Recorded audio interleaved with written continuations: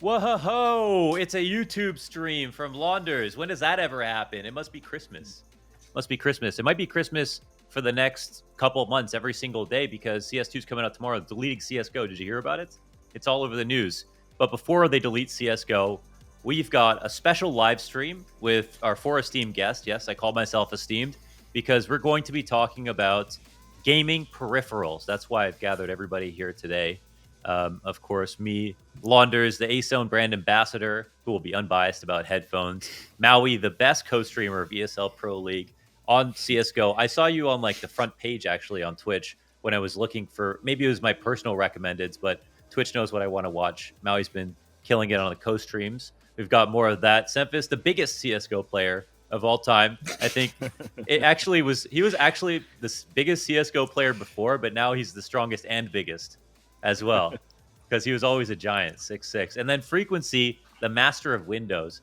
This is something I always say. Special shout out to Frequency. If you're going to spend $3,000 to build an Access PC, spend an extra $100, $200 or whatever Frequency charges. He's kind of Hollywood now, so he might charge a little bit more. But to make your PC actually take off, okay?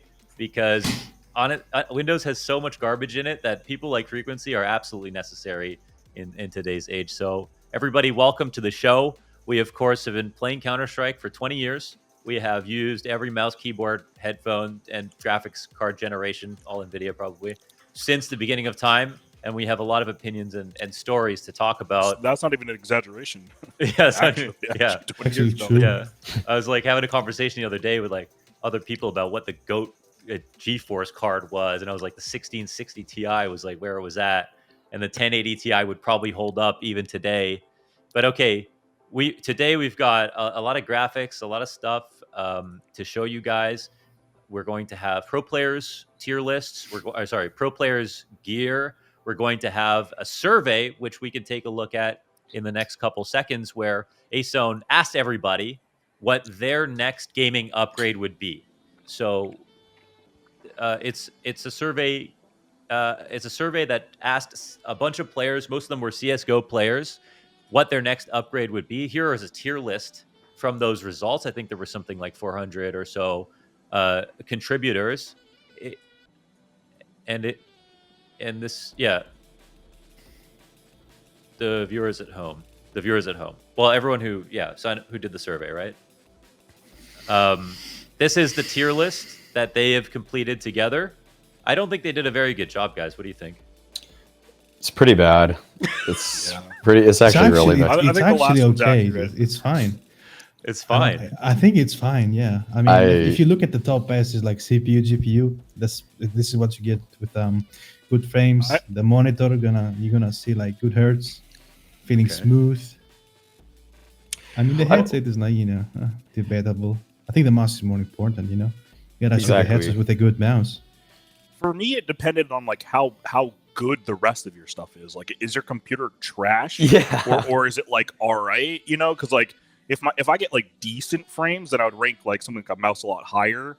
Whereas if I have terrible frames, then I'd probably think that like getting like your frames up is probably be more beneficial. But yeah, the only argument for me, the thing that's really weird right off the bat is the CPU and GPU being like one like in the same tier, because this is for CS:GO, and anybody who knows the source engine, whether or not you're a math wizard, knows that your CPU is giving you more frames than your GPU. And Frequency, is that true even in CS2 that you want a stronger CPU than you do a GPU? Like, it's more important? Well, you want a good CPU anyway, so if you can get the best CPU, just go for it. But in CS2, Source 2 engines just utilize more of your GPU, so you're going to see up to 95% of GPU usage, which is pretty good. Now, in CSGO, that doesn't happen. That can happen. That's impossible to happen. So either way, you need a really good CPU. If you can afford the latest one, just go get it. But even with a mid-range CPU, CSGO or CS2 is going to be just fine, actually. Computers are built in the image of humans, in the sense that CPUs are our brains, GPUs are our eyes, and all our peripherals are ways basically for us to sort of to which one's biceps? Semphis, which one's biceps?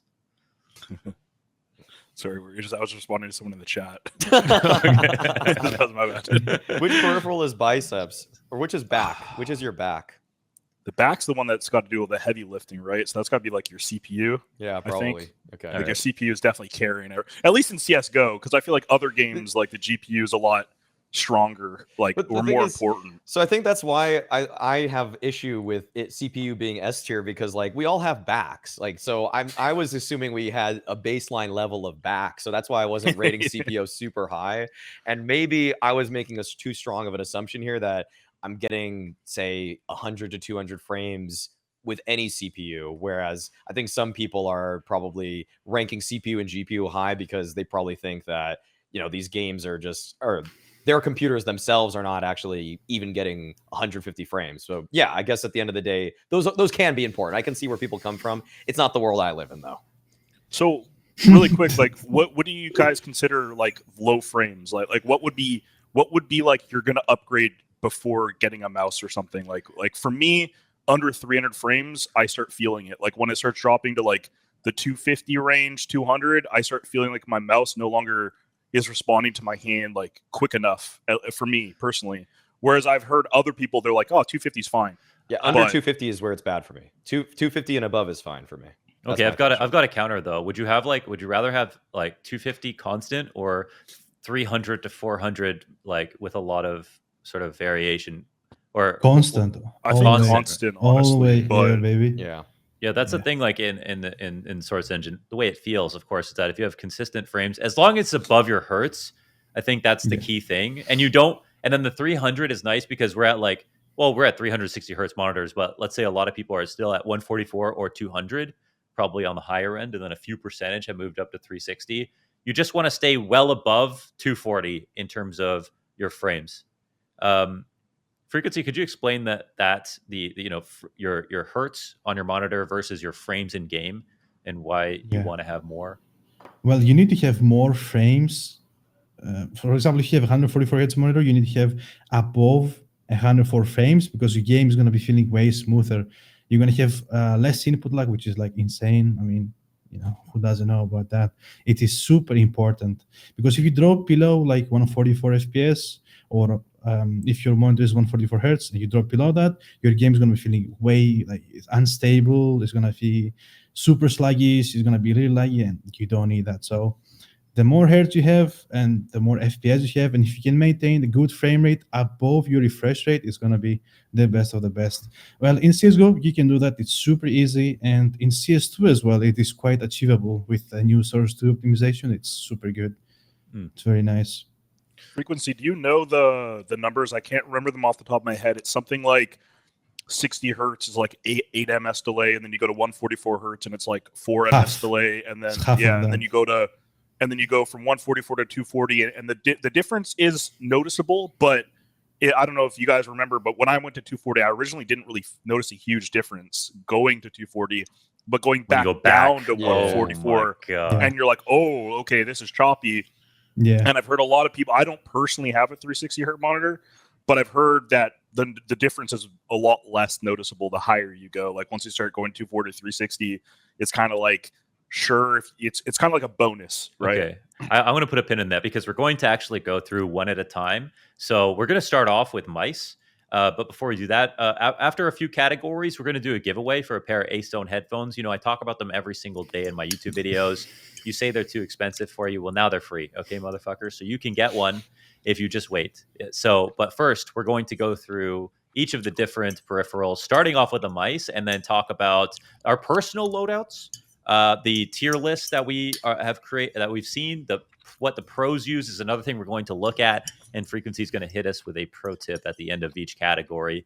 So when it comes to the discussion about mouses,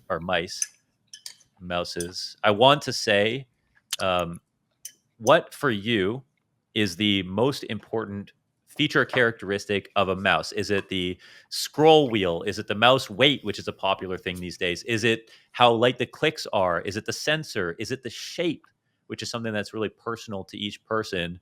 Maui, I'll start with you. Shape.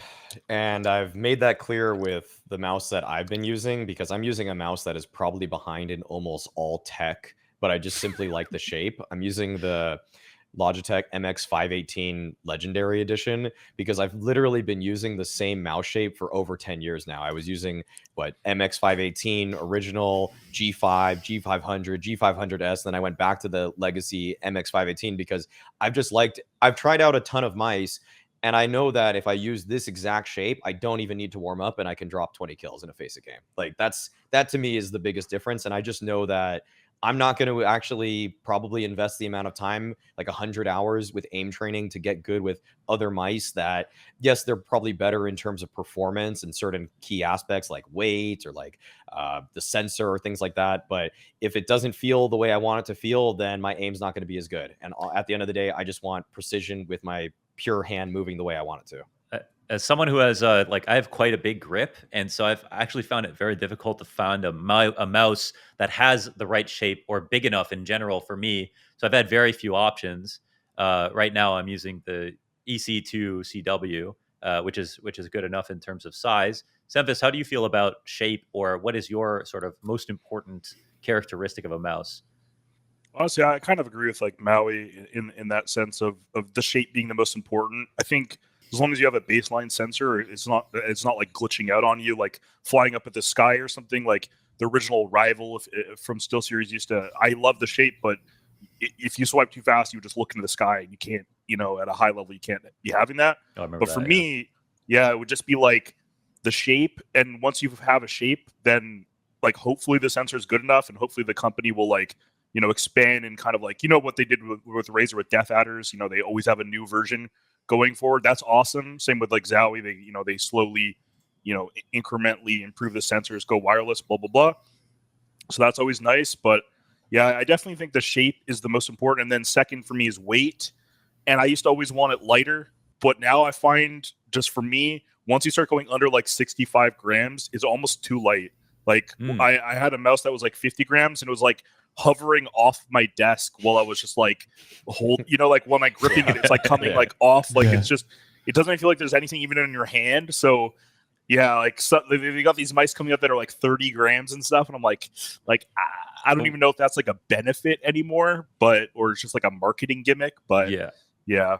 Before we go to you, Frequency, I want to talk about that a little bit more, because we are at a point with mice where it's like, first of all, DPIs have gotten completely outrageous, and we're forgetting that people are humans. Like actually having a low DPI, let's say in Counter-Strike, it's a game where like being ultra precise actually isn't that important compared to like sometimes having a smooth flick, or making up for the fact that you might not flick perfectly, in a horizontal line. So 400, 800 DPI might preferentially feel better for you. But if you look at people who don't play Counter-Strike, review mice and stuff like that, sometimes they'll just say like more is better, like higher DPI, more accuracy, more precision.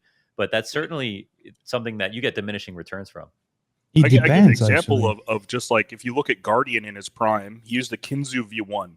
It had positive acceleration and angle prediction on it. So when you go left or right, it would draw like a straight line, like it forces your mouse to kind of stay level. So he's using a mouse with prediction in its aiming, and it has positive accel. For anyone that doesn't know what positive accel means, that means the faster you move your mouse, the quicker it goes. But it's built into the hardware of the mouse, so it's consistent. It's not like using accel within a game, which a lot of times can be reliant on your frames or hertz of your monitor, stuff like that. So I actually used the Kinzu V1, so did Force and a couple other pros, but eventually it got kind of phased out, right? But it was a good mouse. But my point is that this guy was the best opera in the world for a year or two, and really solid after there with a pretty terrible mouse, right? Like honestly, from a technical standpoint, you would not pick that as your go-to if you had a choice. But he obviously just got really good with it. And you can go with more recent examples of like someone like Stavin, who used an EC2A for a long time, and then he switched to an EC2 W, the wireless one, and he didn't get any better or worse. He pretty much stayed exactly the same.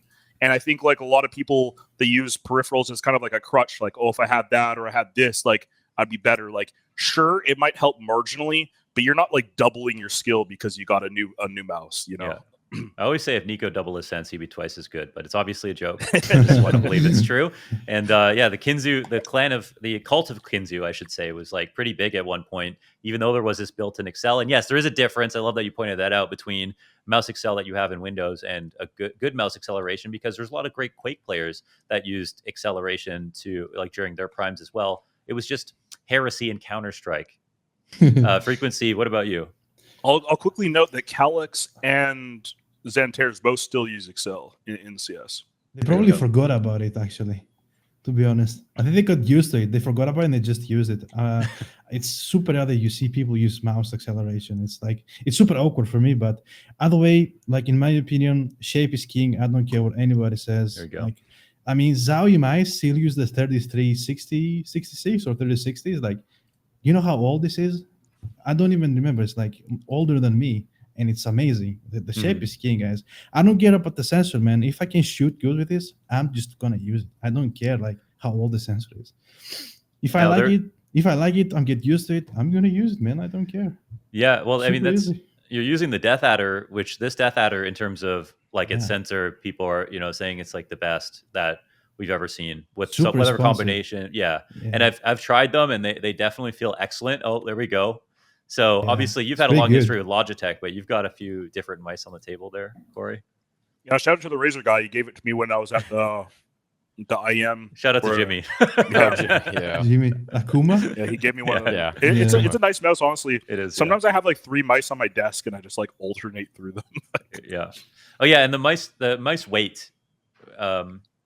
Oh yeah, maybe we could take a look at the what the pro players are using from pro settings. They've kind of aggregated the top mice in terms of choices. Now, just in case you're a viewer who's watching this and you're like sort of casual or just learning like what I should use, some of these mice are used because the teams have contracts. That's not always the case with mice, though.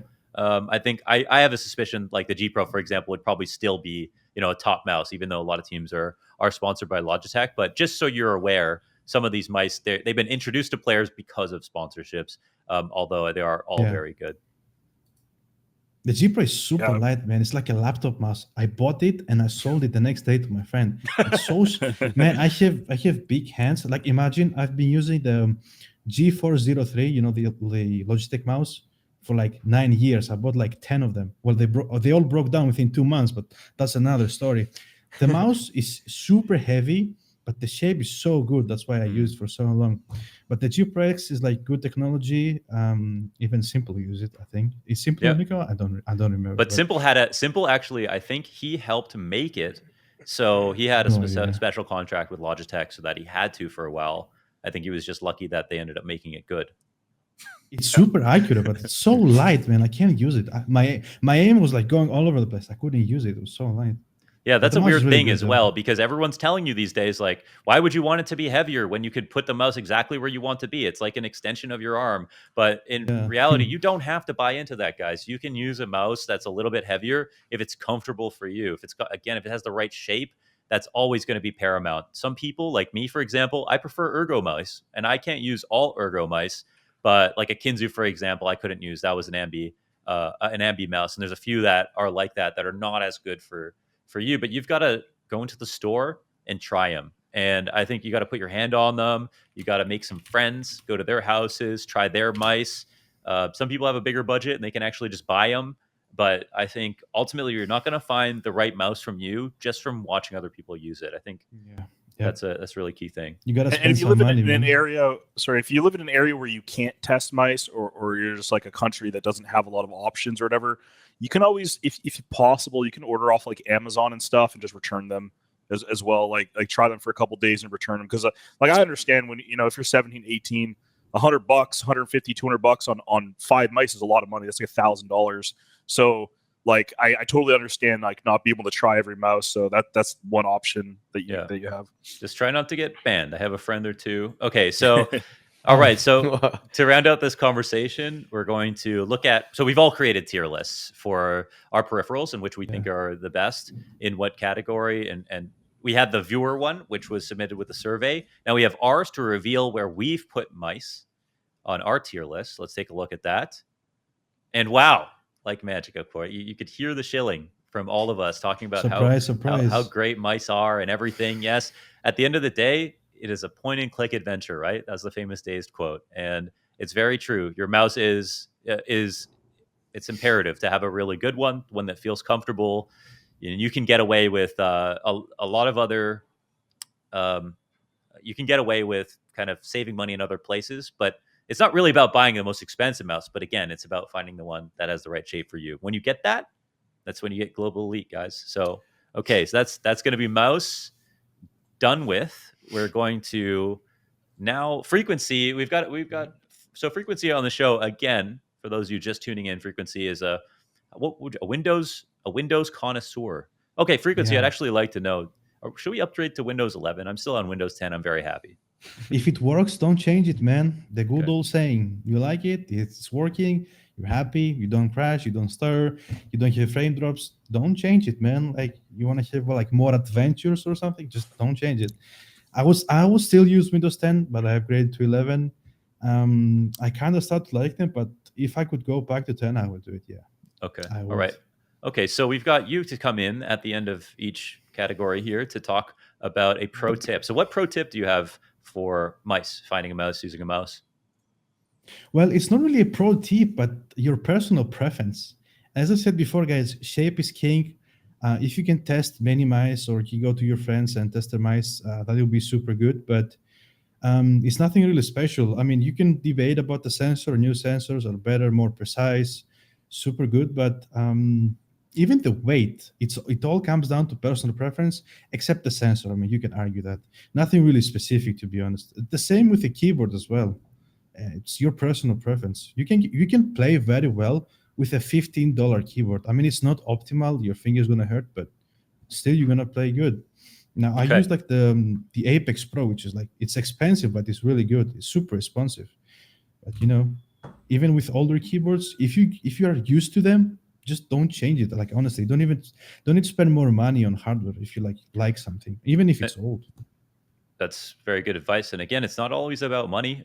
In certain cases, at the end of the day, a lot of the great mice are getting up there now. I think when we were younger, mice were in general just very cheap. I think in relation to other things. Now, I think if you walk into Canada Computers or Fry's or whatever Best store Buy. you have in Greece, then to buy a mouse, everything's like in the upwards of $200 range, which is it's getting up there now. But It's a we're going to gimmick, move man. It's on marketing now. gimmicks. It's a marketing gimmick. So Gimmicks. Yeah. yeah, put your hand on them. I'm sure you'll know. So now we're going to move on to mouse pad, which I wanted to have these two side by side because even though, again, a mouse pad isn't always going to be expensive, in fact, can be very cheap, it's so important to complement how your mouse feels, right? It's Absolutely. something where your mouse pad has different weights, it has different textures. You might have some of the add-ons that are nice, like a rubber bottom, so that your mouse pad doesn't slide all the way around. It has different sizes, which actually matter depending on how much of your arm is on the table, for example. Some people aim with their mouse in the top right corner of their mouse pad, but their mouse pad's not tall enough. So it can come down to desk space. It can come down to friction. What would you guys say is the most important characteristic of a mouse pad? Mal, we'll start with you again. Well, I think that the way that it interacts with the skates or glides on your mouse has to feel right. So I personally use an artisan pad that I just think the amount of friction it creates with my MX518, it just feels very precise. I would also say that something that I would take into account with mouse pads is that portability has been something because of how we have to travel so much that as much as sometimes I would want to have a really big mouse pad that would just cover such a huge part of my space, I travel with my mouse pad so much, so I need to be able to roll it up. So I do like hard pad. I did like hard pads for a brief amount of time, but I've pretty much I can't really use that anymore now that I'm traveling for work all the time. So bringing a mouse pad with me that I can roll up is something that I also find pretty valuable, and roll up, but not also disintegrate, because sometimes when you roll certain pads up, it doesn't really unroll very well. So I found that the artisan has been pretty good at that, although it sometimes can create little divots. So it's kind of just like durability, right size. But I'd say the primary thing for me is the friction and feeling I get with my personal mouse on it. Yeah, and so for your mouse pad specifically, are you leaning towards more control or speed? Control. Yeah. Definitely control. With a game like CS, I think you would want accuracy over just being able to whip it around as much as possible. Oh, would you fight him on that, Semphis? Do you think there's an argument for speed? I just think it's so preference when it comes to on like mouse pads and everything's speed control, but I'm kind of more in the middle, maybe, I guess. I don't know. With your mouse pad, what with the pad that you're currently using? I actually use the Gigantus V2. That was my favorite mouse pad actually, until I used the Vaxi Zygen. But they're both very close. And I think one thing for sure is also different mouse pads for different humidities, I think, is another key Absolutely. thing. Oh yeah, Absolutely. yeah, that's actually true. Yeah, you can get one that's your mouse will sink in, or it doesn't do well if you don't have like central air conditioning, which I don't hang out with people who don't have central air conditioning. And that means I don't hang out with people in Europe. But Yeah, Europeans. Frequency, you sweating over there? Dude, no, I have an AC unit. Dude, in Greece it's fine, but if you go to Italy or France, then that's a problem. Yeah. But we have AC, it's fine here, trust me. Okay. And how's that GameSense radar treating you? It's actually the best mouse pad I have ever used. Like, no, shout out to them, to be honest. I bought it for like $20. I have switched maybe, I don't even know how many mouse pads, man, like 15, 20 mouse pads. Yeah, I have like Especially a million mouse pads. Man, the Zayu ones, I mean, I'm sorry, but they're so bad. You use them for like a week and then the mouse just sinks in the pad because of humidity. Like your cursor loses track. It feels so muddy and like squishy. I don't know how to say it, but this pad is actually insane. It's actually very good. Okay. So kudos to them. It's a pretty good choice. GameSense later, honestly- boys, use it. Honestly, my opinion with mouse pads is kind of like it's important. Like I would rate it in the middle somewhere, but like the quality and which one is irrelevant kind of to me. It's just like can you find a mouse pad that you like? Use that one. Like there, it's not like a mouse where there's some like hardware inside or whatever. It's just like anything that you get on with and you do well with, use that one. If it's a Hello Kitty mouse pad that costs $5 on Amazon, like use it. It doesn't matter. Like like you're not going to get better because you got like a Logitech or a Steel Series or something. On Amazon, they have that one that's like the anime girl and the boobs are like the wrist rest. You can use that and still have friends. So why don't we go ahead and look at where mousepad lands on our tier list? Okay. And there's even some love there for hard pad users, Maui. We support hard pad users. I mean, I haven't used a hard pad for over 10 years, but I remember, what was it? Steel Series had one back in the day and trying it out. And I thought the movement on it was pretty good, but I think that was when I was probably prioritizing speed over control. And now I'm more of I guess I care more about control than anything else. But I mean, with the ranking here, I think it's kind of what more or less Semphis said, with the fact that you don't need, there's no tech that's going to come out for mouse pads anytime soon that I feel like is going to be a game changer. Like if it has decent amounts of friction, if I can put it on my desk, that's it. Like as long as it's just keeping my mouse on top of it. Yeah. So go ahead. Some people might have not remembered, but like when you say tech, is they tried that shit in like 2009, 2011 area. Like SteelSeries came out with this thing that was called like a SteelSeries Dot. It was like this metal thing, and it came out. It was kind of like a girl's little thing that you put like mascara on your eyes, kind of like those little like the little like tiny makeup brush thing. Yeah, tiny little makeup brush thing. Yeah, and it had this like weird like solution in there, and you put it on your mouse feet, and it was supposed to like make it super fast. Yeah, and Jordan used it. Nothing actually used it. He loved the hard pads too. Yeah, it worked really well on hard pads and like glass mouse pads. And if people didn't remember, it was originally made for the metal mouse pad that SteelSeries had. And I've tried the metal and the glass. I still think glass is probably the fastest I've ever used. And it's just impractical for CS. Like you can't stop. Like you can't stop on their head. Like you'll get to their body so fast, like for Quake and games like that, maybe. But yeah, no, they tried some of that stuff, but it's all gimmicks and like maybe one person. Like Jordan was like the only person that I knew. Oh my god, yeah. And he had a new one every event. I rember. Yeah, that was his thing. And he would put it on top of soft mouse pads, right? He would put that underneath. Yeah. Yeah, so I actually didn't know that. And yeah, Steel Series, the reason they're called Steel Series is because they started with the metal pads, right? That's what happened. And then they pivoted and made the QCK, and that became the most popular soft pad. And that's where they made all their money. I think it was a long time ago, but yeah. Okay. So why don't we go ahead and take a look at what the pro players are using in terms of top mouse pads, because that's also an interesting conversation. And there it is. The Steel Series QCK Heavy is number one. That's obviously the GOAT.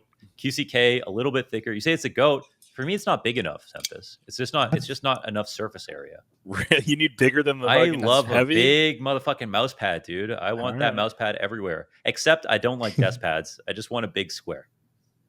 That's fair. I mean, it would be kind of cool if you could get one that like a heavy that was just taller. I guess like it went up higher. Because I don't personally need more left or right. Like yeah, me neither. For me at least. But I think a lot of people use. I think QCK heavies just rank so high because it was cheap, it was consistent, it's been around forever. So like I used it for so long, and even when I got sponsored by other companies and I had to switch, it was hard to switch because I was just so used to that like thick, cloudy feeling. Like anyone that's used a heavy kind of knows what I mean. It kind of sinks in like a little bit compared to some of the other pads. All right, I've got a problem with mouse pads like that. Okay, here's my problem. One of the greatest inventions of modern mouse pad innovations, I should say, are having stitched edges, because I hate them. I don't like that too. Well, man. QCK heavies, they just be cutting your wrists for you. Okay, so new mouse pads, rubber bottom, stitch edges. I think that's a nice advancement. Yeah, I have that on the Artisan here. I don't. The thing is, it's good when you're resting your wrist on it, but I don't find myself. I put my mouse right in the center of my mouse pad, so I'm not really hitting edges ever. So I think if people are hitting the edges often, that would probably be a problem for me. But I find myself never ever doing that. I just don't like how it feels on my arm. That's literally like I don't like how it's like a little ridge. Like although I've heard that some of the new companies are making them lower, like the stitching isn't. It's not as noticeable, but it's pretty low. It's pretty low on the Artisan. It definitely doesn't bump up very much. It's super slight. Yeah. Can't really. I have so much gear on my mouse pad right now that I can't. Let me see if I can even do this. I'll try to show it. Let's see. Does this show well? Oh, that's a nice color though. I like that. Yeah, I can see it. It's kind of like really slight. Like you can. Yeah, I can see it's a very very small. Yeah, very small ridge with rubber bottom, of course. Yeah. But that's fast though, Maui, right? I think that's the fast one. This one is a fast pad. It's got a decent amount of friction. Do you hear this? This is Contura. Yeah, you're just so strong these days, Mal. You can't even notice when you've got such a fast. I think pad. it just it glides really well with my mouse skates. That's all. So. Okay. All right. So why don't we go ahead and take a look at that survey tier list again, just to see what everybody else had put here. Mouse pads didn't even make the cut. Oh yeah, we didn't even survey for mouse pads. I remember that. So people in the chat, what mouse pad do you use, and do you have it? Do you have your arm high up or low up on your desk? Yeah, it's a great question. Honestly, I think it was like Modern Astralis. When you mentioned that you had your mouse right in the middle of your mouse pad, I just thought Modern Astralis instantly, because they all seem to agree on how to sit and where to put their mice. That no one had some like weird, strange posture. There was no like Tessa sitting sideways, no like Skadoodle like on an angle or anything like that. Everybody's like mouse in the middle, hand perfect for every table. Yeah, that's how it should be. You should find consistency. I don't know, having these weird little like, if you can break those kind of bad habits, I think that provides you a lot more value. Yeah. Frequency. We also have you to talk about a pro tip. If you didn't already say it here for mouse pads, what can you tell the people about how to pick a good mouse pad? Basically, reviews. Actually, I would watch a lot of reviews. Maybe House Gaming or Portsy. Yeah, they're pretty good at the job. So when it comes down to things like this, mouse pads are like super replaceable, and you just need to try. Honestly, like you can't see like a mouse pad online, or even from a review, you can like see, okay, it's good, I'm gonna try it, but you need to try it. So it basically comes down to what you're comfortable with. So that's why I tried like 15 different mouse pads. I mean, you guys have more, but you need to play around with it a bit. It's you gotta spend some money, but that's just how it is. Yeah. And in my opinion, if you can find a mouse pad that's like humidity resistant, just get it, man. Like I have serious problem with like humidity. I'm living close to the sea. It's like super annoying. So yeah, mine one does the job very well. So Games and Redder, 100% super good, guys. I think mouse pads, they don't cost much all the time, but I think they can make your mouse feel different. So if you've got a mouse you really like, you want that to feel the way you want it to feel. So those slight differences can matter, but at least you've got a little bit more leeway with my mouse pads, I'd say, for sure. Like if you say you want a good control pad, and as Frequency mentioned, you see a well-reviewed good control pad, you're probably going to get a correct feeling overall. And then you can look for the other stuff if you want. All right. So that's it for mouse pads. We've got two more categories, and then we'll do the giveaway for the Ason Aspire headphones. Well, with keyboards, this should be maybe not a contentious one. I think we all landed similarly in terms of how we feel about keyboards, but it's been a very interesting world with keyboards because there have been some advancements. There are great keyboards out there. There's everything from optical, analog switches. Cherry MX was like a revelation with mechanical keyboards, and you can spend so much money on keyboards to, from spending a couple $100 to getting, the 50 million RGB plus with N key rollover and no ghosting and perfect like instant release response times with the Wooting and stuff like that. But I think we all sort of land in a similar place where it's a crappy membrane keyboard could actually be serviceable to be good at Counter-Strike. And if you get a great keyboard, you might not get that much out of it compared to another thing in your computer that you would upgrade. Do you mirror that sentiment, Maui?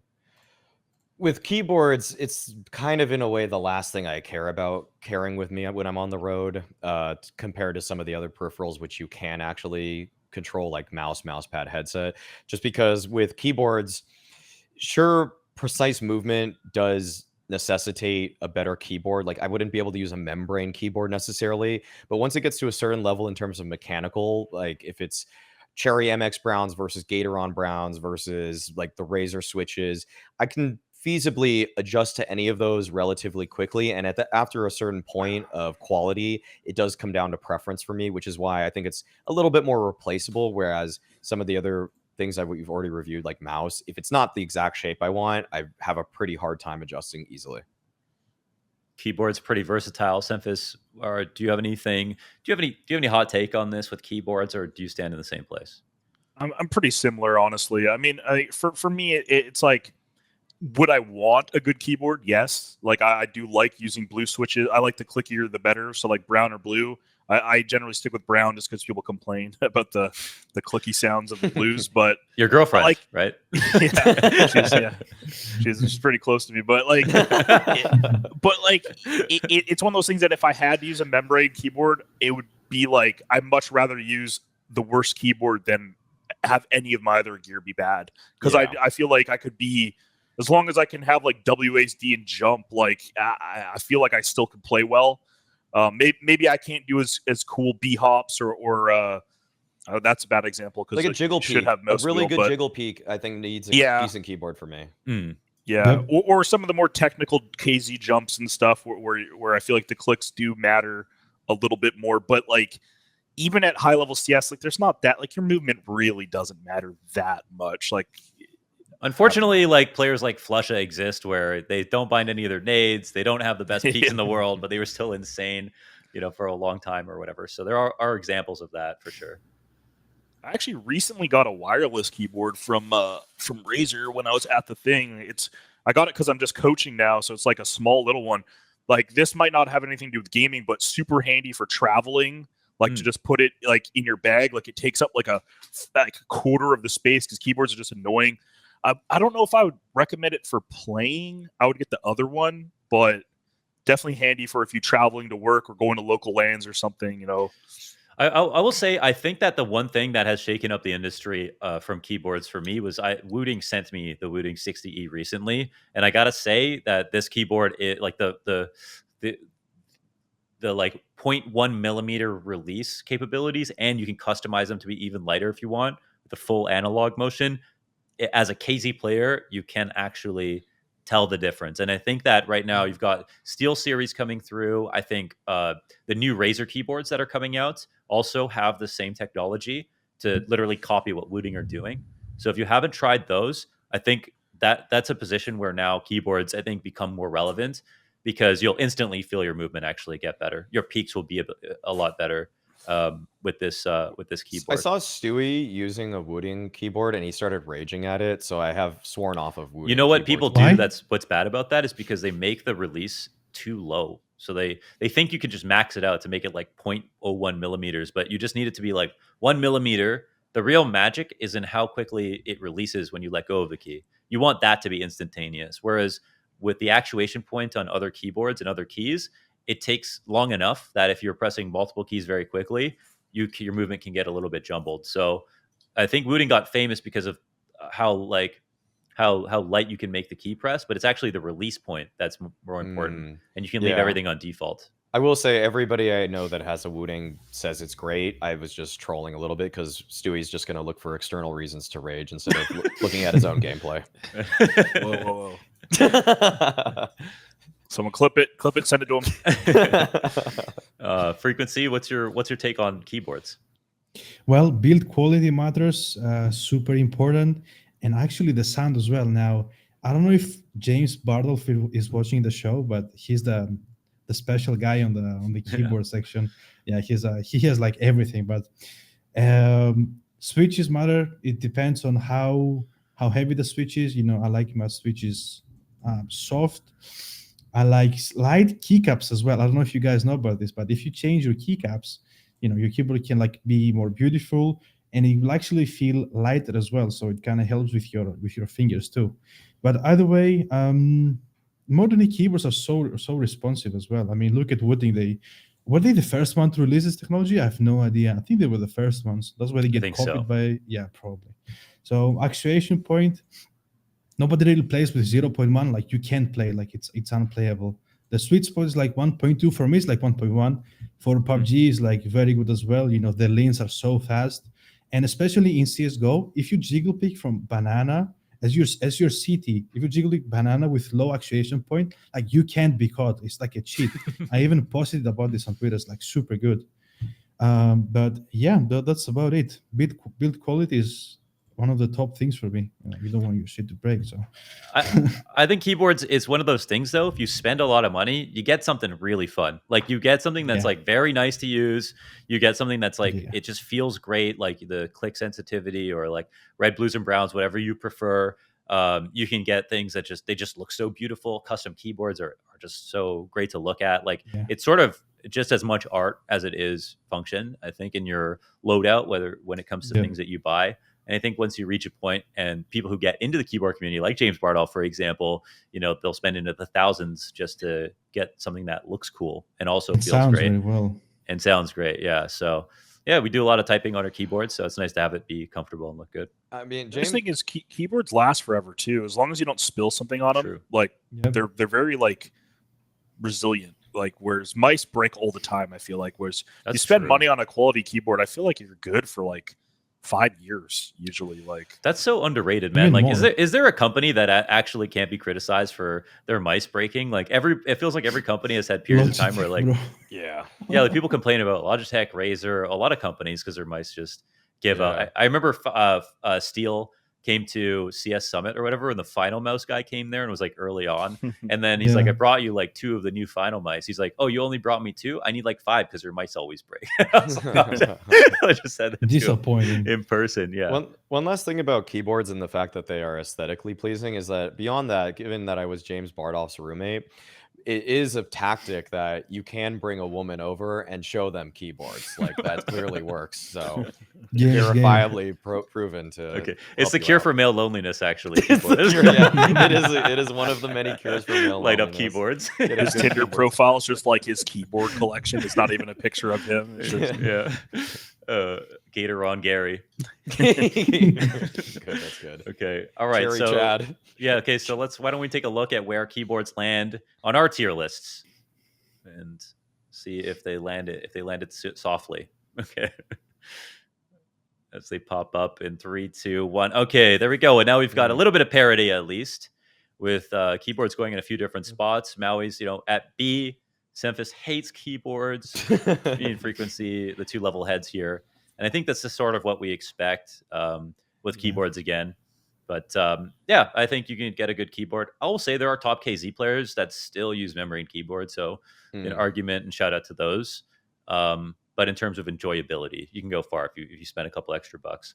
So what are the pro players using for their keyboards? Let's go ahead and check pro settings to see what their aggregate score is for all these different top keyboards.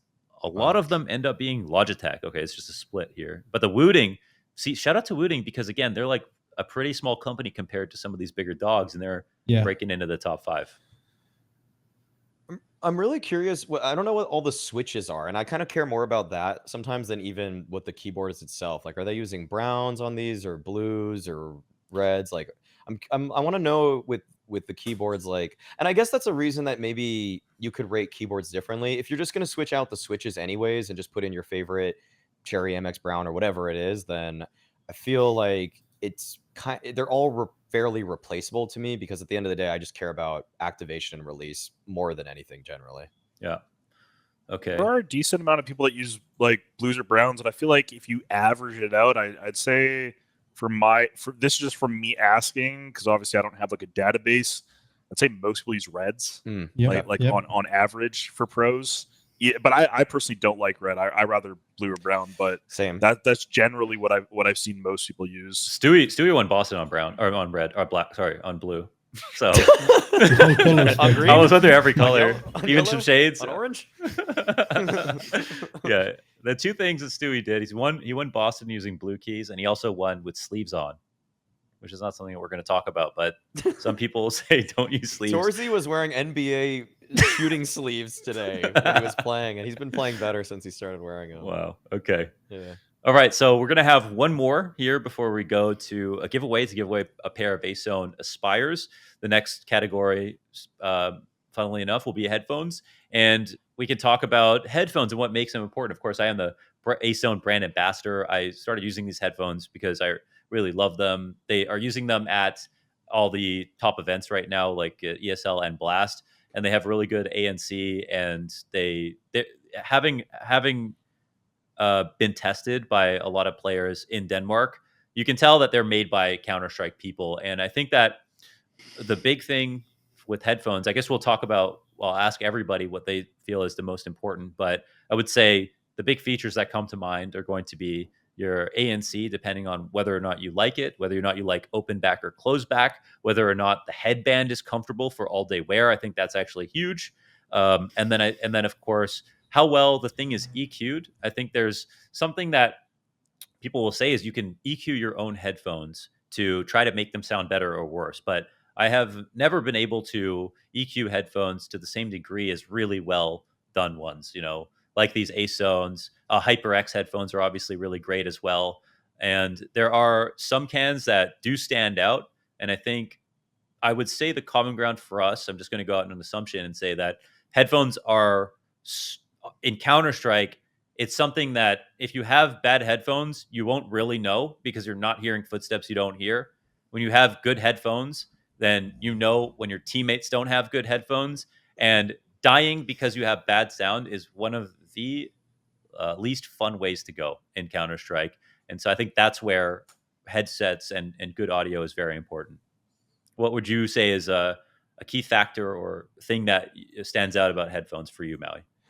Directional hearing for CSGO has to be near the top for me, I would say. I mean, fidelity is another thing. I remember SteelSeries headphones were one of the first that actually turned down bass on purpose because they made headphones with the explicit purpose of gaming for FPSs.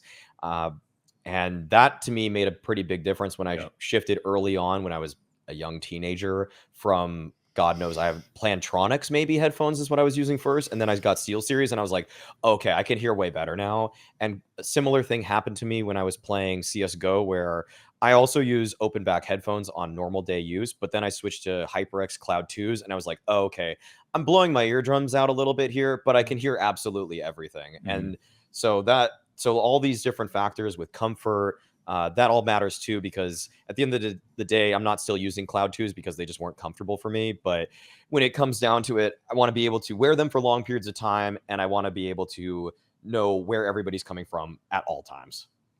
Yeah, it sounds so silly, right? But it's like you just want to be able to trust what you hear, and at the end of the day, you only know what you're missing once you get a pair of good cans. Semphis, what are you rocking right now? How do you feel about headphones? I got the Razer. Whatever they're called, sharks. Oh, the black sharks. Black yeah, sharks. Black sharks. Yeah, yeah. sorry, V2? the black sharks. Yeah, the V2s. They're wireless. I've used Logitech's wireless, the HyperX ones, like Corsair. I was sponsored by them for a little while. Honestly, they were all good. I would say that Logitech and Razer I think are a little bit above the other two, but the other two are a lot cheaper. But they're all good. So if you have a budget and you want to try the Corsair, the HyperX you get on sale a lot. They go on sale on Amazon and stores like quite often for a pretty decent price. I just really like them because like I can quickly go to the washroom, still hear my teammates, stuff like that. Like as a coach, that's really good. Yeah, no, it's awesome as a coach to just be able to like still hear my players, or like, you know, sometimes they're on an eco round that they can't win in a scrim. I can quickly like grab the package at the door or something and still kind of hear. But obviously that's not really, relevant to playing. But for me, in terms of like actually being good at the game, I really like when they're noise canceling. I just really don't like when I can hear everything around me. I get distracted by like cars and whatever by the street very easily. And I'm not someone that loves to use super high sound in game either. So like obviously sometimes you have to, like if I'm at LAN, I will, right? I'm just going to pump it up. But at home, if I can, I'd rather not like blow my ears out. I'd rather it be a little bit quieter. So I like the sound canceling for that. And then like Maui said, directional sound super important to me, but also bass. Obviously you can now modify with drivers and stuff. You can kind of, put the like levers up and down on all their, they got all the options now. But some of the headphones, they won't really give you like, even when you turn the bass down, it's still kind of bassy.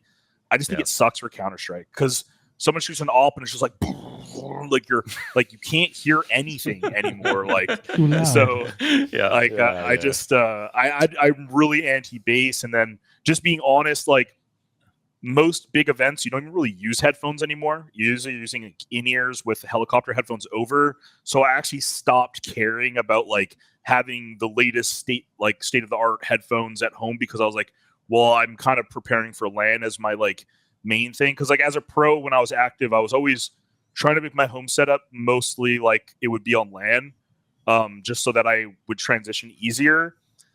So I would actually play with in-ears like a week or two before going to an event or something like that. So unfortunately, headphones for pros are probably like not as important as people coming up, because as you're coming up, you're going to want all the advantages you can get and take them if you can. So, you're not going to LANs, 30 times a year. So it doesn't really matter.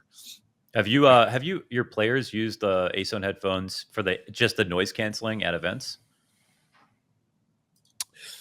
I'm not entirely sure. Were they at some of the events? Because the RMR, they might have been there. Right? Yeah, the RMR. If they were at the Mexico, RMR, I didn't use them. I had HyperX wireless ones, because I was coaching, but they did. So I have not used them, I guess, unfortunately. I used them on the spring finals show match. Actually, they were nice. Yeah, I have a base story. So like I remember. Sennheiser for me, like in early CSGO days, were like the best. They made the best headphones for CSGO, and they had like the lowest bass response, and it was just the best footsteps overall. And I think that it was before the Game Zeros came out. It was like the 60s Sennheiser 60 HD 60s or something like that, which was the first model. And I remember reading online that you could actually reduce the bass response by taking apart the headphone and putting cotton balls inside of it. And I remember there was one moment where I was on one side of season, the long vent on DE season, where if you could hear the break on the other side, and the headphones I was wearing, I couldn't hear someone do that. And then I did the hack mod where I got like cotton balls and put them in my headphones to reduce the bass response, and I could suddenly hear footsteps from farther away. Wow. So like just like an IRL hack to reduce the bass response actually helped. So check Launders gear at LAN is what we're seeing. Yeah. It's not modified. For the Sennheisers I'm using right now, I think that the only difference between the 5.58s and the 5.98s, it's like they put a little piece of like tape or something over it at some point. And you're supposed to, if you want to mod it, you just have to pull that out, and you're actually going to have less bass too. So that's a way to. There's like, I think for some, I don't know why people are so into modding Sennheisers to make them even better than they already are, but like, I guess that's actually track audio files, I guess. Yeah, I'm not sure. It's like people are saying the only difference is they just put little pieces of tape or take them out and things like that. I'm like, how is that even? Why do the headphones cost $50 different if it's just that? Yeah, Frequency. What's your take on? I should chill. One more thing for wireless headphones is you can also hear cues pop when you're not at your computer, which is really handy. Okay, for all games. Yeah, if you don't want to get the driblets on the floor running from your bathroom. Frequency, Right. what's your take on headphones? So basically, I've been using Razer headsets, Logitech headsets, but they don't come as close as these bad boys. Watch. You see these ones? It's so Oh, small. This costs $35. Best sound and audio positioning you can like ever get. I promise. They're so What are good. those ones? KZ CZ10 Pro. Yeah, I think that's the one. Yeah, that you see on the graphic. They are so light. You don't get any pain, no like ear pain or head pain. So good, but they don't have a microphone. I know you guys want to use microphone in your game. Like, we have like a standalone microphone over here, but super good for your health as well, boys. Just to protect your hearing. Don't overblast the audio. I know it's like important to hear steps, but you don't need to overspend on a headset. I mean, you can get the Azone like super good. You can invest in a good headset, but if you're on a budget, just get in-ears, man. I promise, they're so good. They're so underrated. They're not many I've people actually know I about haven't had the them. same experience with cheaper in-ears personally. Like I get like the ear pain and stuff like that. So yeah, I've never I do run too. them for all day wearing. But Yeah, you should only So- wear them when you play, because otherwise, it's in Oh, your like okay. earlobe. Is it called like an earlobe, like inside the ear? Yeah. Yes, and it's not that good. Just use them when you play. Super good. It's the best step quality I have like ever heard. It's so good. No, Okay. no headset came close to this quality with like And, 40 did- bucks or 30 Did you bucks. guys ever go through that period of like kind of headphones hurting your ears and like because I used to like when I was younger my ears would hurt but I just kind of like kept playing with them and now they're just kind of like adapted I feel like yeah. and like It's a night to stick so- over, and now you're good. so I don't really get ear pain anymore but I remember there's a while there where like I'd be like like literally it would hurt like you take your headphones off and you're like like same with in-ears like he was saying but I actually sleep with earplugs so I kind of like train myself there so I don't really get the pain from it but I get all my teammates complain about So, are you talking about the physical pain of the clamp, or are you talking about like Yeah. ear fatigue? Because that's actually Oh, the clamp, yeah. The Cloud clamp. Cloud 2s, Yeah. for example, Cloud 2s would hurt. I would get headaches after really long stretches, which is why I don't really use them anymore. yeah. Even if I can hear a little bit better in game than my Sennheisers now. Yeah, like you want like light cans. Like these are sub 300 grams. You want like cans that are nice. Like your 558s, I think are pretty light too. They've got a Yeah. nice band on them. If you're gonna play, like you're playing CS, you're watching this show playing CS:GO. Like you're gaming pretty hard. Probably you want to have headphones that aren't going to like change your head shape when you wear them too long. But then the other these thing actually that fit around my ears so like Oh, yeah, they that's don't cause nice. me pain but that can Yeah. be hard to fit for everyone. But another thing that when I went to the ASO headquarters to like talk to them, just like a bunch of audio nerds in there talking about headphones. But I actually retained a lot of information. And one thing that they brought up that we don't really talk about that much in Counter-Strike is like your ear fatigue. So if you're playing for a long period of time, if you're blasting the sound in your ears because your ANC is not good and you have to turn it up too high, or you're open backs or whatever and you're turning them up so loud, if you have the ability to keep it on low and still hear everything, you're going to be able to focus longer audio with your ears over a long period of time for a long day of playing. And we usually think about like how we lose focus visually, but they mentioned that audio, what we were listening to, the exact same effect happens. So very important to have comfortable headphones for your ear health. Obviously, they're on your ears, going right into your brain for 8 hours. You got Russian teammates yelling at you, and you need to make sure that they're like attenuated. You can hear footsteps, and you don't have to try that hard. Just like you would turn down your brightness a little bit on your monitor so that you're not like, or your blue light filter on, so your eyes aren't getting tired. It's the same thing, but I think audio is not as sexy in the sense that you don't really see it, so you don't tinker with it as much. But that's also a really important feature. We've got a tier list for the talent tier list here for headphones to see where everybody's landed. Okay, and I'm the only one who's got it in A. Maui, you're over in B. Mm-hmm. Same as keyboards. Wait, is that right? Yeah, I think I did put it out there. I mean, I just feel like both of these categories, like it's good to have a good version of these, but in some senses, I feel like you could go from one to the other, and I'm not gonna feel like it's the end of the world for me. And I mean, that's kind of why it's like S. I rank these kind of based off of like, if I could just swap it out for anything else, am I still gonna be able to perform at the highest level that I can? Which is, I think, why maybe most of us put mouse there, just because it's like I can't switch my mouse. I just, like everything else, give me a good one for these two in B tier, but like, don't give me something garbo. You can adapt to headphones and keyboards pretty fast if they're not optimal, but it's very difficult with like certain things like mouse pads and mice to quickly adapt, I feel like. Agreed. So you're gonna put giveaway in the chat, exclamation giveaway in the chat to enter to win a pair of the Acezone Aspires. And I would also like to ask frequency to for a pro tip on headphones, because we didn't actually do that yet. So as I mentioned before, I prioritize health, and if you combine a light headset with good directional audio, that's the best. And I think Acezone is the pioneer on this topic.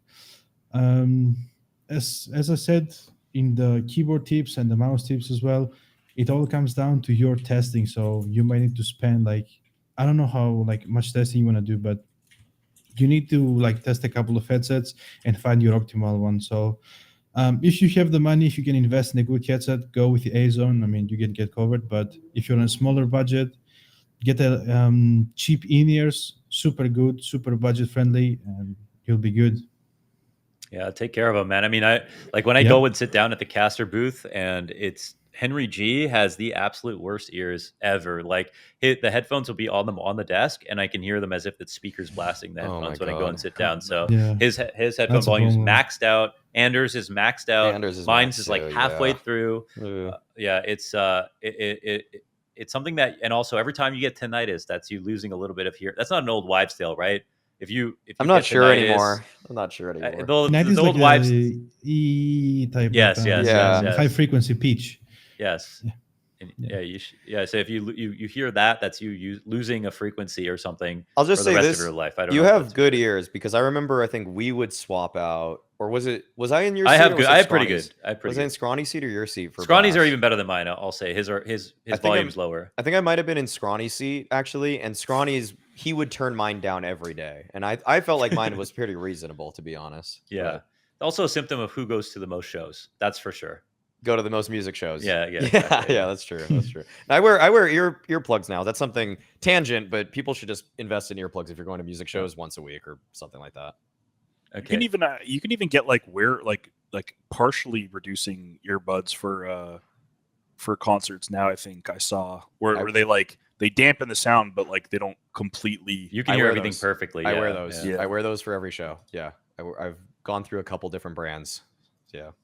They can come to my stream if they want to know what those are, because this is not what we're talking about here.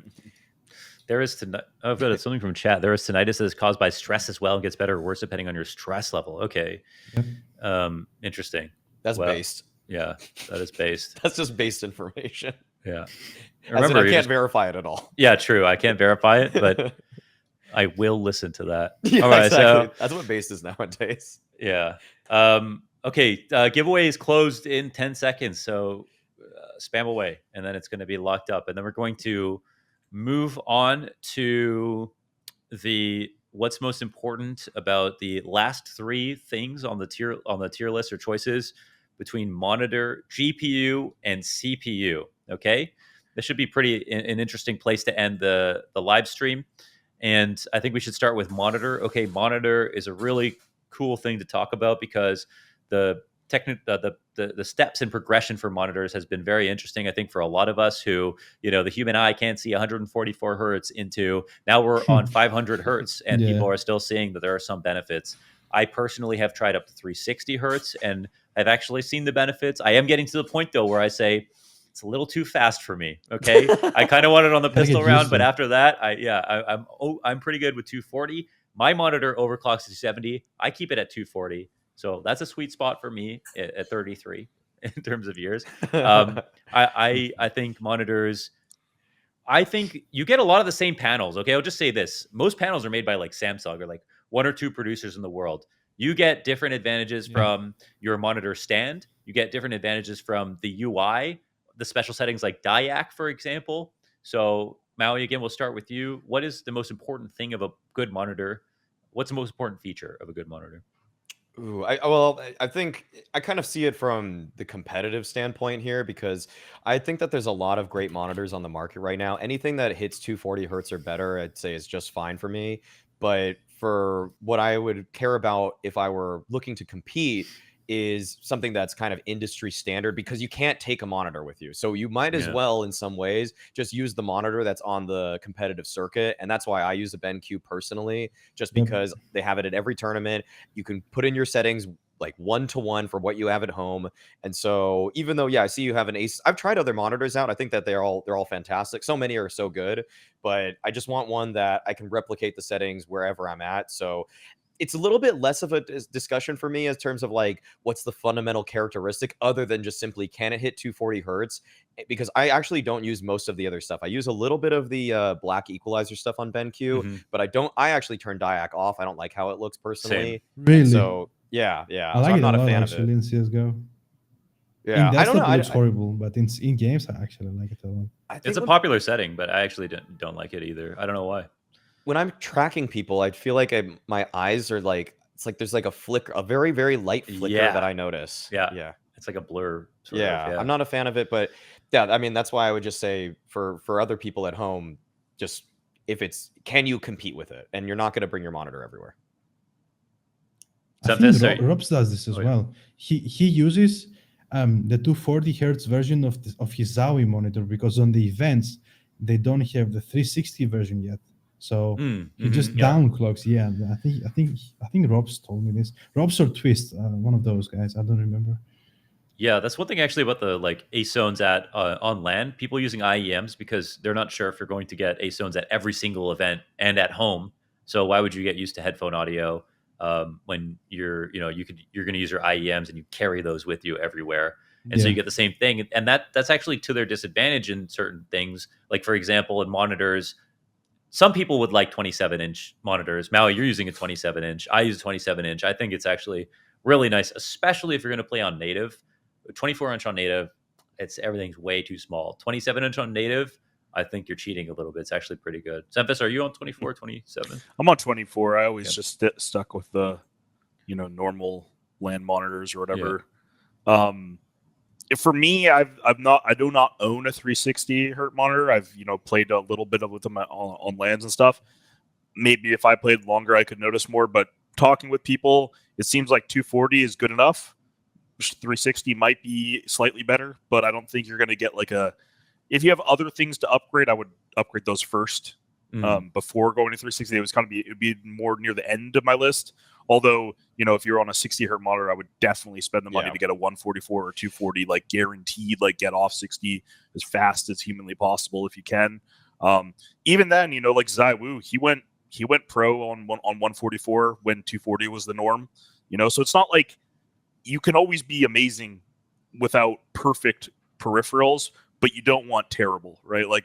You're probably not going to be great on 60 hertz, but you could be great on 144, and then 240 is kind of just like a bonus. For me, I really like black equalizer, just because I have bad eyes. I had eye surgery on my left eye here, so it's really handy to just brighten it up. I like monitors that let me put the sharpness up. I know that's pretty common, but I notice a lot of pros and a lot of people actually use sharpness 5. I always max that. I don't really understand why people actually turned mine up recently and it looks a lot better. It's I found I have an astigmatism and turning up sharpness counters that. It's just unblurs it. Honestly, it's really nice. Yeah. And then DIAC is kind of with you guys. I don't like it. I don't know if it's my eye or whatever, because I do have that condition, but I get headaches when I use DIAC. It messes with my eyes, almost like I go cross-eyed a little bit, and then it's easier for me to see for sure. Everything's brighter on DIAC. I actually like how it looks in game, but I just get headaches, so I can't use it. Right.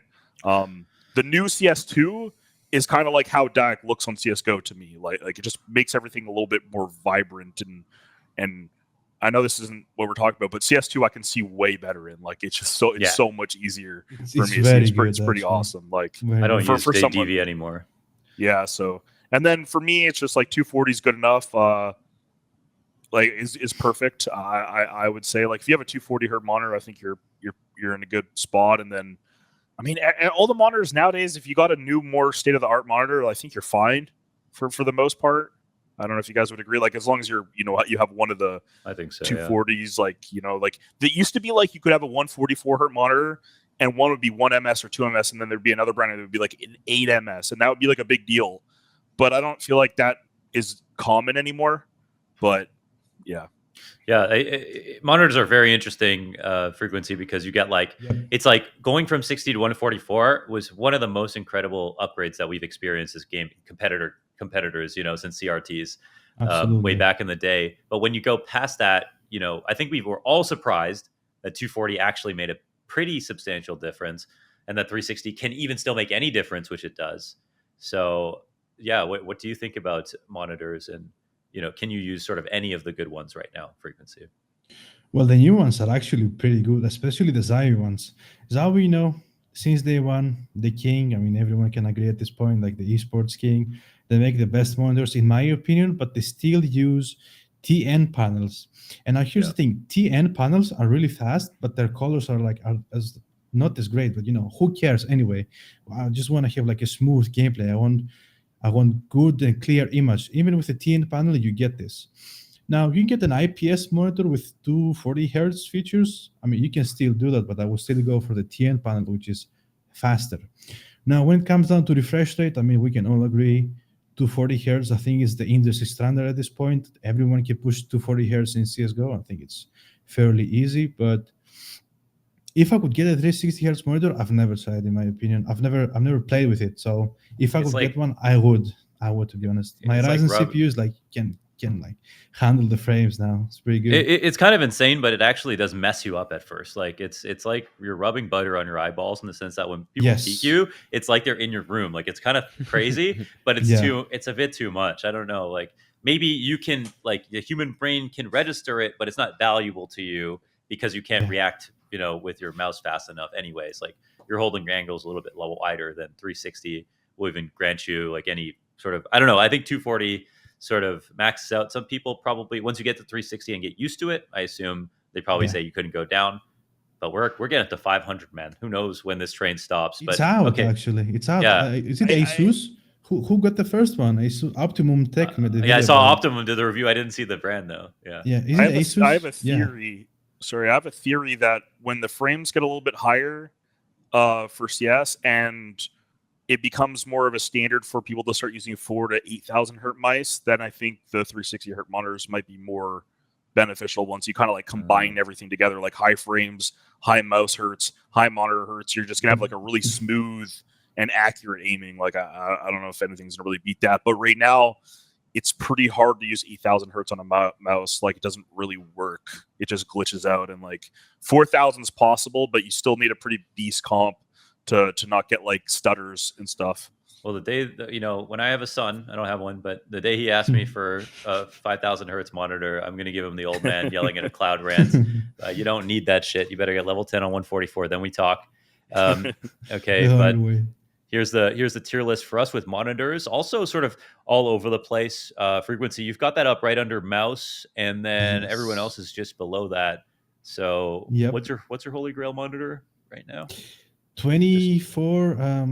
I think we have the same one as Semphis. Yeah, 2546K from Mhm. Zawi, and it's so expensive, man. Like after all these years, like $500, and it's $500 Yeah, it's like for a 900 reason. bucks on a It's, mod, I think. yeah, Canadian, I mean, it's too. $500.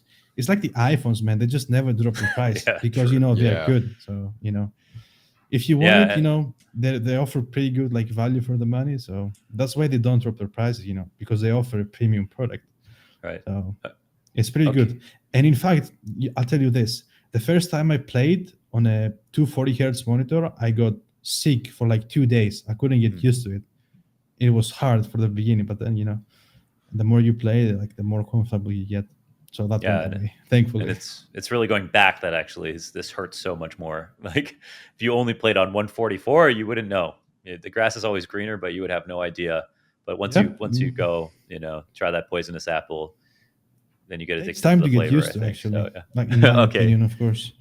All right. So next up, and the final, or actually the final of two categories here, GPUs. Okay, and I think that this should be maybe a point of contention, maybe something interesting. I think right now, of course, NVIDIA is sort of corner of the market in terms of what GPUs people are buying. There are some Radeon heads out there. Respect to you guys holding it down. No one's got settings for you, but you can find your own way.